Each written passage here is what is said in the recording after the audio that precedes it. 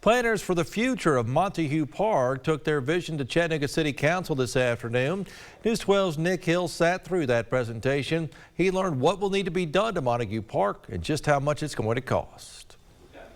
At City Council on Tuesday, Chattanooga Parks and Outdoors and architect Chattanooga-Design-Studio looked to assuage certain concerns on Montague Park, including its environmental status. The property was made into a landfill in the 1940s and eventually became a brownfield. Developers looked to flip this history and turn it into a garden with many more trees and plants. What we have is a separation cap. We have 36 inches of soil that is to keep every one of us here in this room separated from the potential of environmental contaminants below. Those potential contaminants have been lying now for several decades.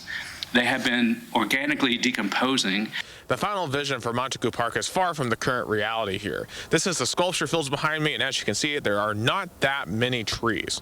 In order to change this and to install the other features, organizers say that it's going to take a heavy price tag.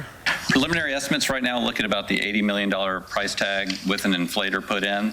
The director of Chattanooga Parks and Outdoors, Scott Martin, says they're still looking at how to raise those funds and what the timeline would be on this project if approved. One council member, Ken Smith, expressed their surprise at that price tag. It's also the biggest price tag I've ever seen for parks, too. Another concern raised was the availability of parking in the area, as renderings of the parks do not include large parking lots. But Martin says this is intentional as they want to use Polk Street for that purpose. You pick up 350 plus spots up and down Polk, which is more than we have right now. Awesome.